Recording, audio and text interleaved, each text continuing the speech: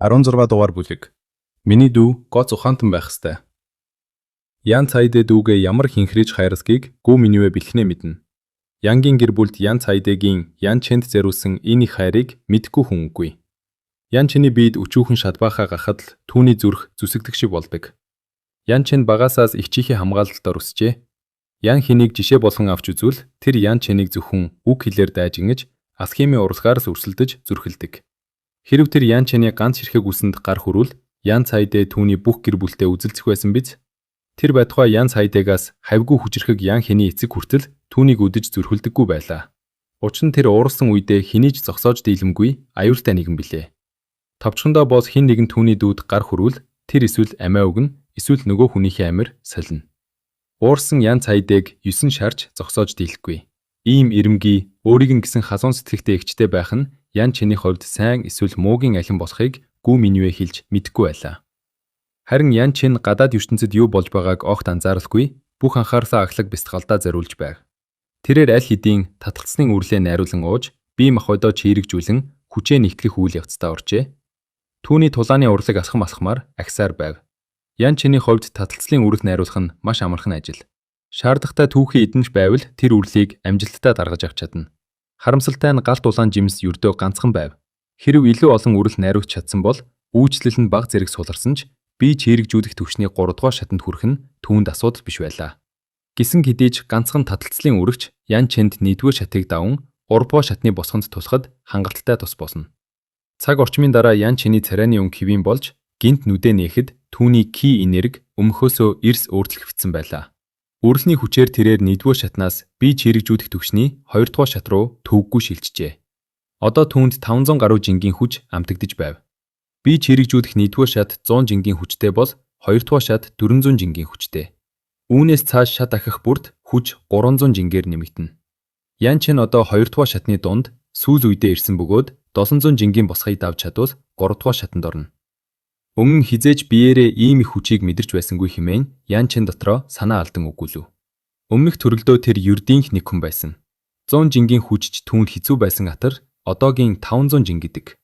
500 жингийн хүч гэж юу хэлэх вэ? Энэ нь түүний энгийн нэгэн цохилд авраг хадыг өрүүлэх чадaltaй болсныг илтгэнэ.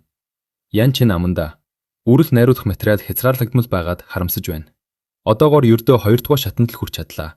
Тэгээд ч миний алхимийн тоног хөрөмж хитрхи босх юм. Надад ховор гар эсвэл төрлөх гал алга. Үрэлний таваа минь хамгийн энгийнх. Тэр байтугай үрэл найруулах зориултын тасалгаач алга гэв. Ховор газ болон сайн чанарын тогоо бол алхимийн урлагт асар их тустай үнэт эрдэнэс юм. Гад хянах нь хамгийн чухал хэсэг бөгөөд ховор гахтай байвал үр ашиг нь эрс нэмэгдэнэ. Эдлэрийг олох тийм ч амар биш, ялангуяа ховор гал маш ховор.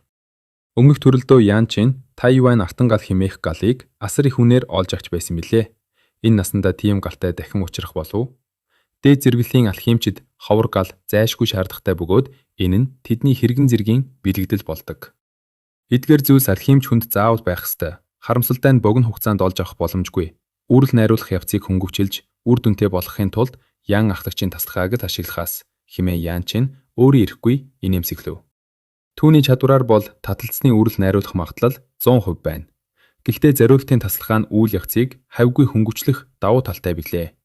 Боломж гарвал Ян ахлагчийнхаар дахин нэг зарчлах хэрэгтэй болох нь гэж тэр бодов. Гурр. Жаахан үсэж байх шиг байна. Ян чиний царайнд эвгүй байдалд орсон шинж тодров. Хэдийгээр тулааны замд хөл тавьсан ч зөвхөн сүнслэг тулааны төвшний мастерууд л хоол ундгүй байж чадна. Түүн шиг бие чирэгжүүлэх төвшний дайчдад өдөр тутмын хоол зайшгүй хэрэгтэй. Хамгийн ихтэй л жирийн хүнээс арай удаан тисэх байх. 3 өдөр хоол идээгүй Ян чин туйлдаа хүртэл үсжээ. Хоолны ширээн дээр Ян цайдаа болон гүү минивэ нарын бэлтгэсэн шарсан галуу болон төрөл бүрийн хачир дүүрэн өрөөстэй байв. За хурдан ид, 3 өдөр юу ч идсэнгүй, өсөж өхөх шахаж байгаа байлгүй хэмээн Ян цайдаа санаа зовсон байртай хэлв. Гүү минивэ том нүдэ анивчуулан юу ч хийсэнгүй.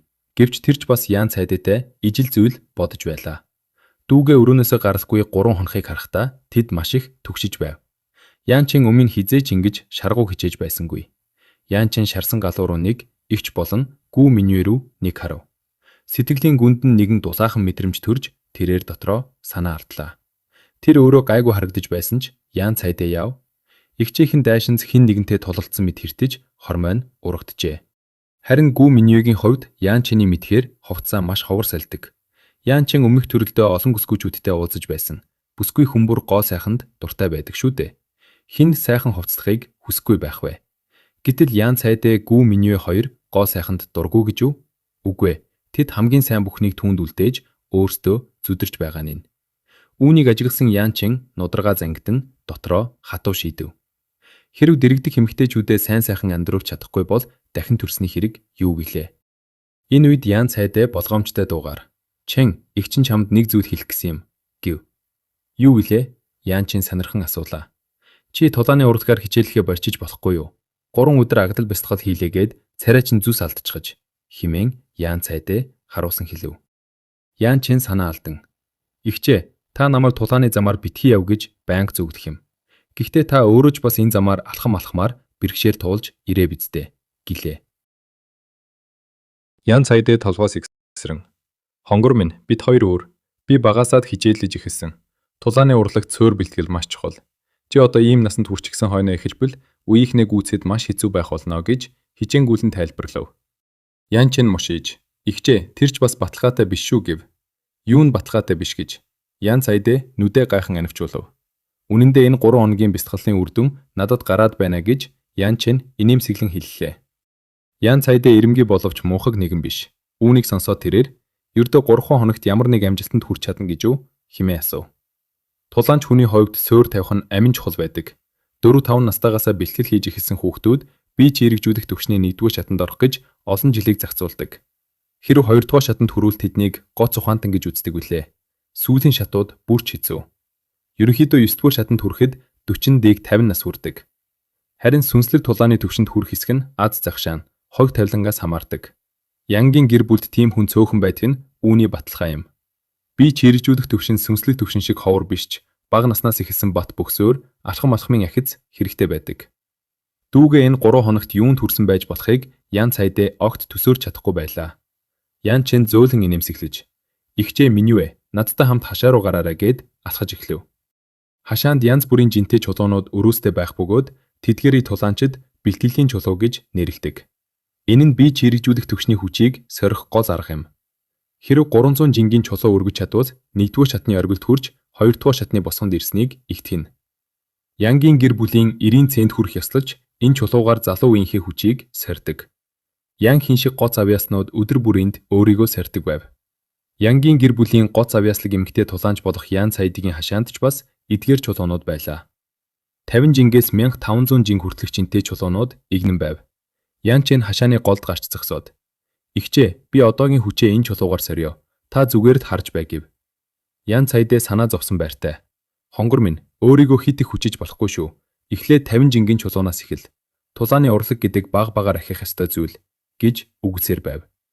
Гэвч Ян Чэн түүний үгийг сонсоогүй мэд 50 жингийн чулууг атгсан 100, 150, 200 жингийн чулуунуудын хажуугаар өнгөрөв. Хатагтай, залуу эзэн чинь Гүү Минюе тайхаж хоцров. Ян Цайдэж дүүгээ юу хийх гээд байгааг ойлгохгүй ангаж орхив. Үнэн дээр Ян Чэн 50 жингийн чулуу өргөсөн ч тэр баярлах байлаа. Учир нь энэ дүүг нь ердөө 3 хоногт 1-р шатны босгонд хүрсэн гоц ухаантан гэдгийг батлах байв.